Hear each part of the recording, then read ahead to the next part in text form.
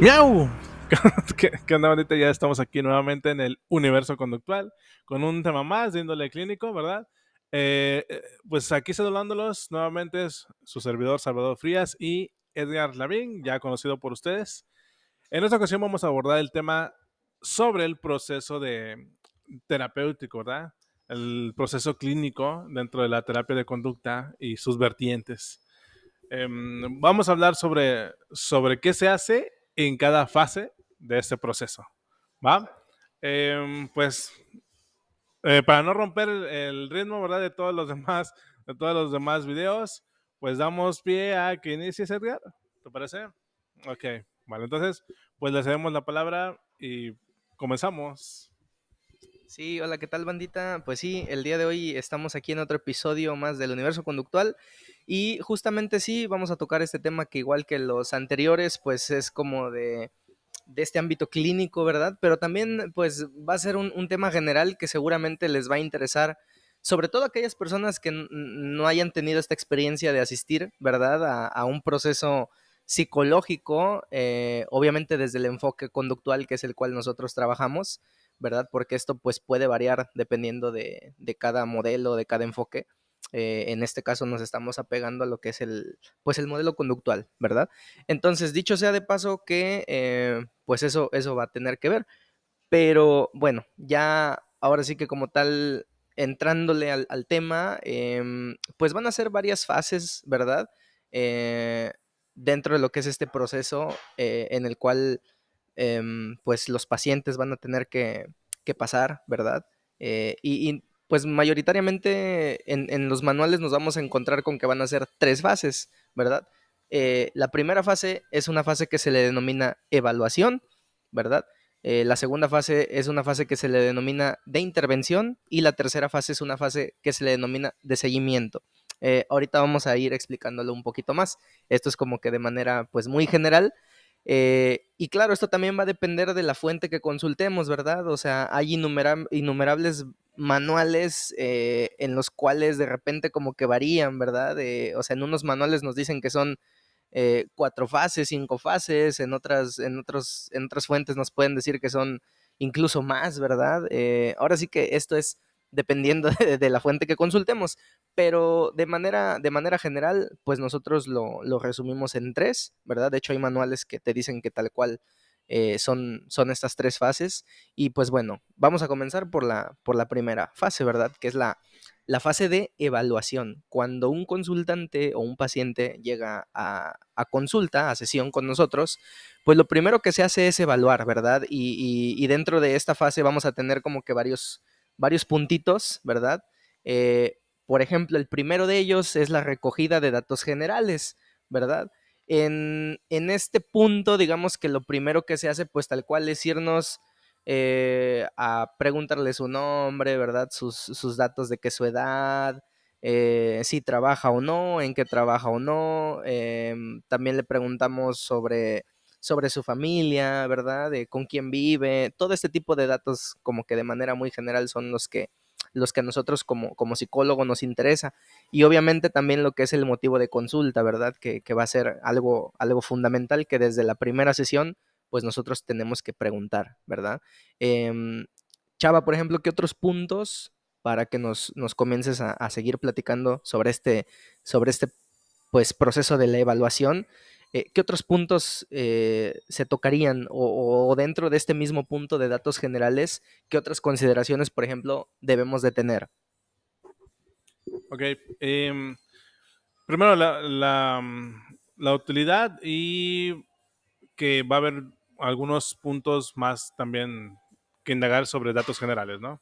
Por ejemplo, si sabe leer, si sabe escribir, si practica alguna religión, ¿no? Con quiénes vive, si está tomando algún otro tratamiento, otra intervención, ¿no? O si está viendo algún otro especialista, etcétera, etcétera. Con respecto a esa información que recabamos general, es porque tiene una utilidad para nosotros y para el proceso, ¿verdad? La utilidad de recabar estos datos es para nosotros poder tomar una decisión o decisiones.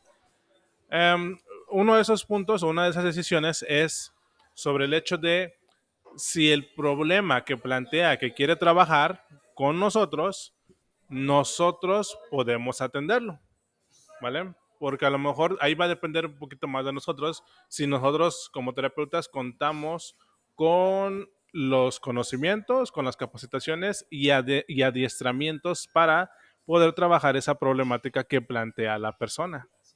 Sí, para eso sirve indagar estos datos generales y el motivo de consulta al inicio, para poder decidir si podemos atenderlo o no, ¿verdad? En dado caso de que podamos atenderlo, pues vamos a seguir el proceso. Si no pudiéramos atenderlo por lo que acabamos de mencionar, ¿verdad? De capacitaciones y adiestramiento, entonces tendríamos que derivarlo con algún otro terapeuta o alguna otra terapeuta que sí cuente con esa preparación para mandarlo y que pueda trabajar con esa otra persona, ¿verdad? Eso es importantísimo porque a veces sucede que no contamos con la preparación y ahí queremos, pues, ¿verdad? Y pues no es ético, porque a lo mejor nada más estaría perdiendo tiempo, dinero y nosotros pues no estaríamos haciendo una buena práctica. Bien, de ahí para allá también hay otros puntos importantes. Estos datos generales también nos van a servir para discriminar o discernir si es un problema psicológico o no.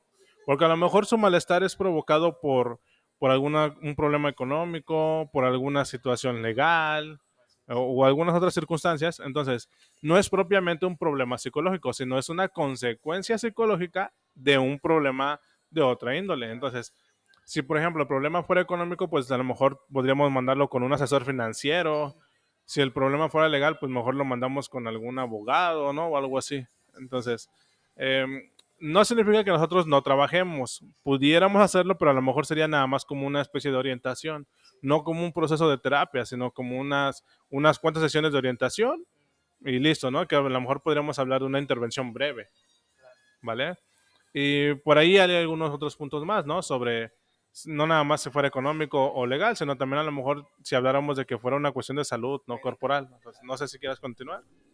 Sí, pues también, por ejemplo, aquí es muy útil una situación que es como, pues, me atrevo a decir que bastante demandante, o sea, es muy frecuente que lleguen casos, por ejemplo, de adicciones, ¿verdad? A consulta, a sesión, pero que llegan en un estado en donde todavía están muy intoxicados, ¿verdad? Con este tipo de sustancias. Entonces, ahí es, de hecho, ahora sí que de ley canalizarlos a, pues, un tipo de servicio médico, ¿verdad? En donde exista un internamiento y primero se le dé un tratamiento quizá farmacológico para que la persona pues se regule, ¿verdad? En esta cuestión.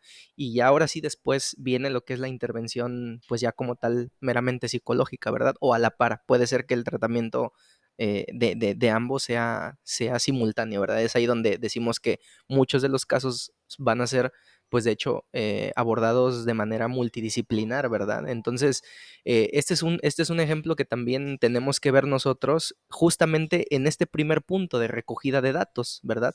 Y tenemos que valorar, aquí es donde dice Chava que pues justamente esta es la utilidad de este primer punto, ¿verdad? Que es recoger datos generales y nosotros tomar decisiones con base en ellos. Entonces, eso sería como tal, pues, acerca de este primer punto de datos generales, algo que quieras decir.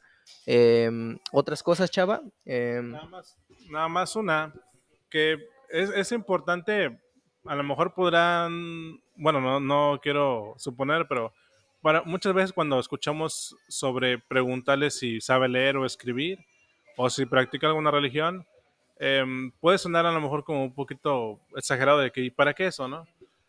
Es sencillo, porque aquí nosotros hacemos, justamente en esta fase de evaluación, enseñamos lo que son algunos registros y autorregistros. Entonces, si la persona no sabe escribir, ¿cómo los va a hacer? Pues debemos de adaptarnos a partir de esa información. O sea, ya sabemos que no sabe escribir, entonces, ¿cómo nosotros vamos a adaptar estos métodos para poder llevar a cabo la evaluación? Si no, no se va a poder. Si hablamos de una cuestión religiosa, pues a lo mejor nosotros poder adaptar nuestro lenguaje en la cual haríamos sentir a la persona pues que estamos entendiendo, ¿no? Que estamos entendiendo su lenguaje, su perspectiva y a la vez pues no faltar al respeto, ¿no? También. Entonces es muy importante. Nada más quería como que ajá, sí, como abordar esos detalles, ¿no? Pero que sí son importantes. Y ya de ahí, pues ya vienen cosas un poquito más extenuantes, por así decirlo, en la cual, ya que sepamos ese motivo de consulta y vamos ahora sí, no lo derivamos a otro lado, nosotros contamos con la preparación, no es un problema psicológico, no es de otra índole que tengamos que mandarlo con otro especialista. Supongamos que todo está bien, que podamos atenderlo, nos los quedamos, ¿va? Entonces, ahora sí, ahí ya sabiendo ese motivo de consulta, vamos a especificarlo y vamos a especificarlo, nos referimos a, eh, nosotros no vamos a trabajar etiquetas, no vamos a trabajar generalidades, como cuáles, como el amor propio, la autoestima, cosas así. Ojo, ojo, no estoy diciendo que no lo trabajemos, sino que a nosotros cuando nos plantean eso, no nos dan mucha información. Ajá, entonces lo que nosotros tenemos que hacer ahí es especificar a qué te refieres con autoestima, especificar en qué pensamientos, qué acciones, qué emociones te refieres con una buena autoestima, con una baja autoestima. Si hablamos, por ejemplo, de amor propio, ¿a qué te refieres, no? Le preguntaríamos cosas como, ¿has visto a alguien que tenga amor propio? ¿Qué hace? ¿Cómo se comporta? Porque nosotros, recordemos, pues nos basamos en las cuestiones del comportamiento. De ahí la importancia de nuestro enfoque, ¿no? Exacto. Entonces, ya cuando tenemos ese motivo de consulta, si está generalizado o está puesto en una etiqueta, tenemos que describirlo. ¿A qué te refieres con depresión? ¿A qué te refieres con ansiedad, verdad? A nosotros entendemos eso, pero queremos saber más detalles de ti, ¿no? Más detalles. Si dices que quieres trabajar ansiedad, ¿a qué te refieres con eso? ¿Qué sientes en tu cuerpo? ¿Qué piensas, no? ¿Qué haces?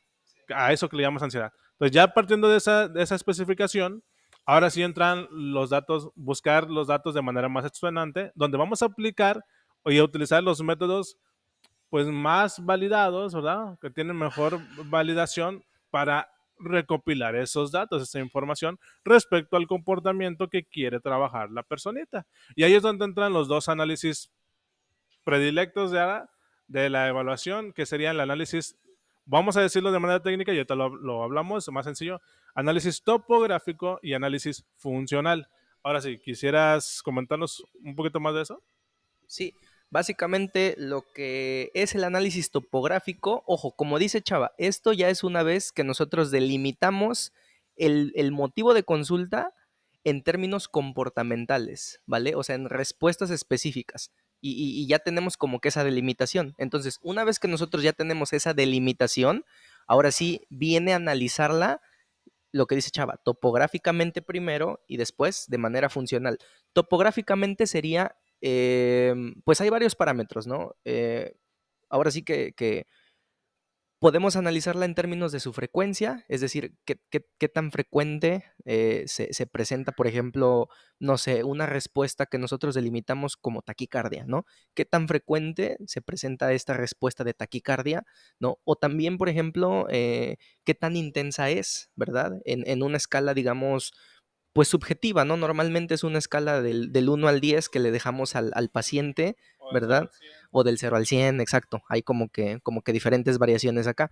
Eso se le llama también un parámetro em, Puntajes, puede ser. de exactamente, un parámetro de topográfico, ¿no? O sea, de intensidad.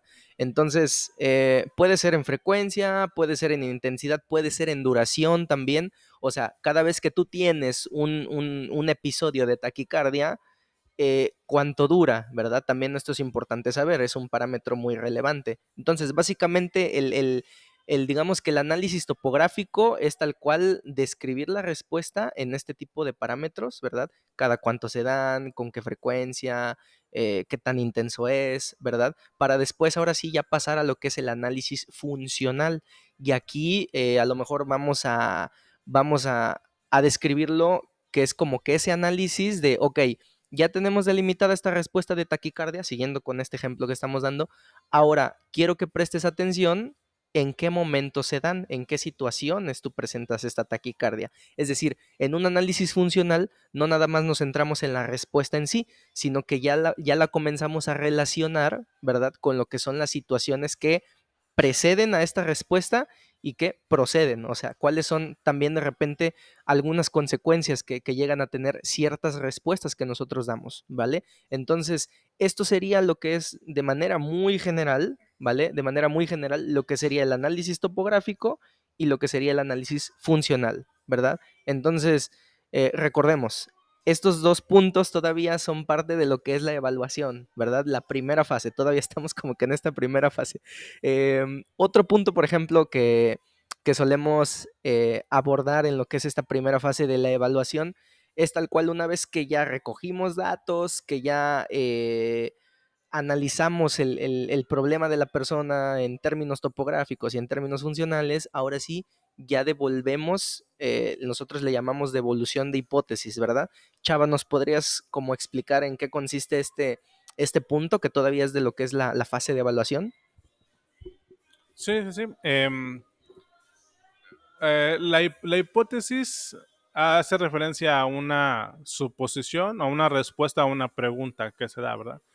Pero sin previa información. Entonces, recabamos la información para nosotros armar esa hipótesis ya con un poco más de información y después, pues, validarla, ¿no? Comprobarla si estamos en lo correcto. Es decir, si la información que recabamos nos ayudó para realmente entender y explicar el comportamiento, cómo está sucediendo. Vamos a tener dos tipos de hipótesis que vamos a plantear, una de origen o génesis, también se lo conoce así, y otra de mantenimiento. Esa hipótesis de origen o génesis, nosotros con la información que recabamos, vamos a pronunciarle, a decirle a la persona cómo es que se originó su aprendizaje o su problema psicológico. ¿Vale? A lo mejor fue por esta experiencia y fue por esta experiencia, fue por esto que pasaste, fue por, ¿vale? Ya de ahí, esa sería nuestra hipótesis de origen o de génesis. Ya de ahí viene la de mantenimiento, es decir, ¿qué está manteniendo ese aprendizaje? ¿Por qué si la experiencia que viviste donde se originó tu aprendizaje fue hace 10 años, por qué después de 10 años sigues sintiendo esa ansiedad, sigues teniendo esos pensamientos, sigues teniendo ese hábito, ¿no? Entonces, ahí es donde nosotros nos centramos a buscar lo que mencionaba Edgar en los análisis, ¿verdad? A buscar qué es lo que está sucediendo en su ambiente de la persona que hace que su hábito, su comportamiento o el problema psicológico siga sucediendo en la vida de la persona, ¿verdad? Entonces, ahí en esta explicación de mantenimiento es donde nosotros le decimos a la persona, mira, indagamos esto, encontramos esta información, entonces a lo mejor tu hábito, tu malestar emocional o cuestiones de pensamiento siguen sucediendo porque cuando apareces esa respuesta o ese comportamiento en esa situación, surge tal evento después como consecuencia y eso hace que fortalezca esos hábitos. Y le vamos explicando que por eso es que no se ha eliminado o no ha disminuido su aprendizaje, no, que al contrario, se incrementó o se sigue manteniendo regular en su vida. Entonces, las explicaciones de hipótesis son eso, explicarle en concreto, explicarle a la persona cuándo y por qué se originó su problema psicológico y qué es lo que está interactuando con su comportamiento que hace que el problema psicológico pues siga o se mantenga a largo plazo, ¿no? En la vida de la persona.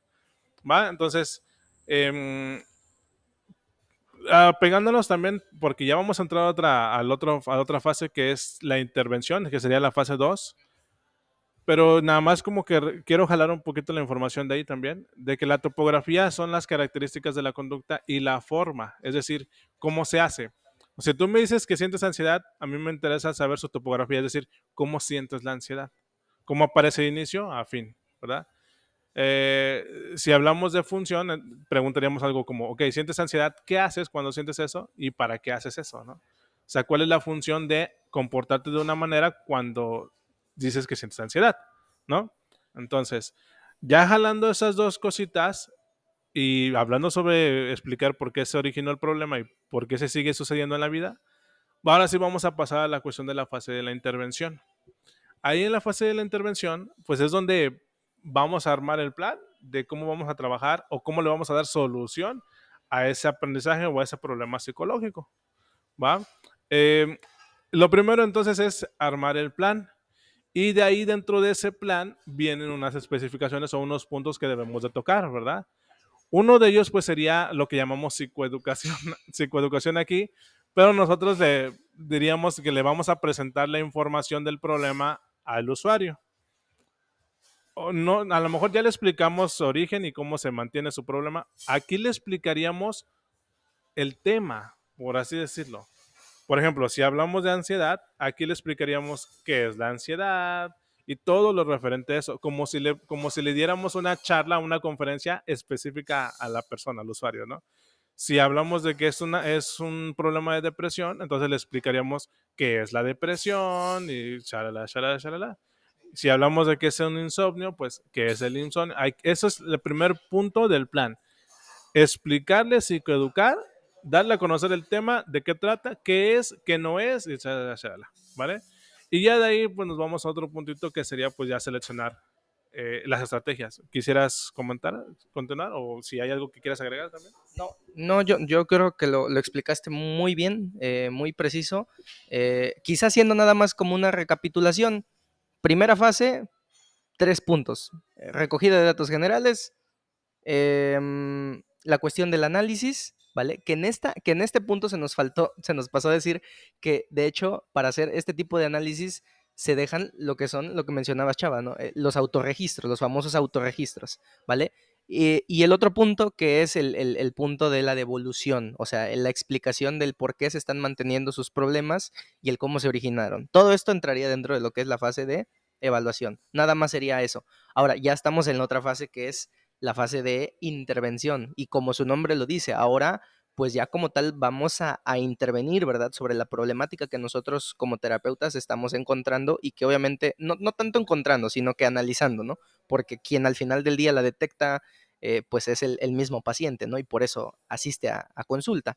Entonces, en esta fase, como dijo Chava, un primer punto es el punto de armarnos un plan en donde la primera cosa que tenemos que hacer es explicarle, psicoeducar al paciente acerca de la problemática que él está presentando. Entonces, después, justamente, es lo que se le conoce como la selección de estrategias, ¿verdad? Nosotros como terapeutas vamos a tener ahora sí que, pues, al momento de intervenir toda una serie de lo que son técnicas y procedimientos por elegir y justamente vamos a centrarnos en esos que se acoplen mejor al caso que estamos atendiendo, ¿verdad? Porque quizá para un determinado tipo de problema, vamos a imaginarnos una persona con, con, con un comportamiento depresivo, ¿vale? Nosotros al analizar su caso podemos decir, ok, pues, ¿sabes qué? Tengo esta técnica de activación conductual, tengo esta otra técnica de reestructuración cognitiva, tengo esta otra técnica de, no sé, Relajación muscular. relajación muscular, ¿no? Entonces, de todo este conjunto de técnicas, nosotros tenemos que ver cuál es la que nos va a servir en ese caso concreto. Por eso, y de ahí la importancia de que el tratamiento psicológico es un tratamiento individualizado, ¿verdad? No es como no es como manualizarlo o protocolizarlo todo, de que, por ejemplo, en todos los casos de depresión, pues nosotros vamos a aplicar esta técnica que viene en este manual y paso a paso así lo vamos a hacer. De repente esto no es así, ¿verdad? Porque si nosotros nos vamos a los protocolos y nos vamos a los manuales, pues ahí está como que muy generalizado, ¿verdad? Y son muy útiles porque al final del día sí nos brindan este tipo de estrategias.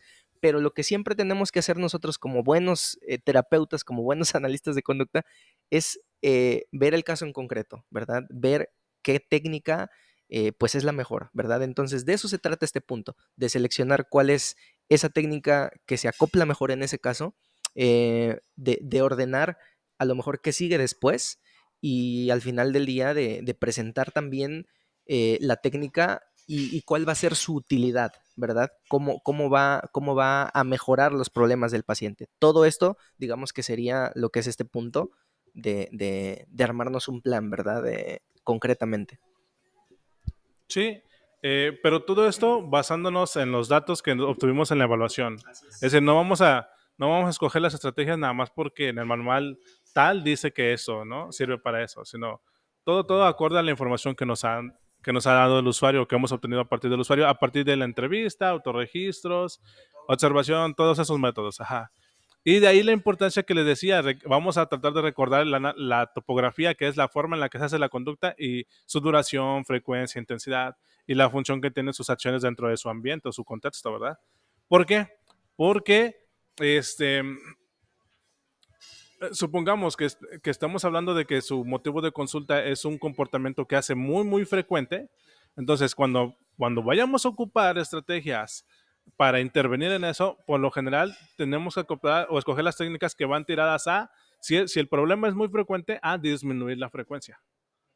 O por el contrario, si estamos hablando de un déficit que sería algo que hace muy poco y quiere incrementar hacer más, como por ejemplo hacer ejercicio o tomar más agua o comer más verduras. Entonces tenemos que seleccionar las estrategias que van tiradas a incrementar la frecuencia de las acciones.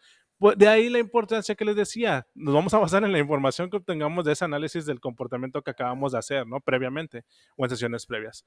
Pero algo mucho más importante que quiero rescatar es que lo que has dicho, Edgar, es que se va a adecuar a cada caso, ¿no? Pero las estrategias que vamos a emplear van a ser las que mejor evidencia científica tengan. No vamos a escoger las chafas, ¿verdad? Las pseudo, sino vamos a escoger las que mayor respaldo científico tienen. Esa es la importancia, ¿va? Y de ahí vamos a tratar de darles un orden, no las vamos a emplear nada más porque sí, no.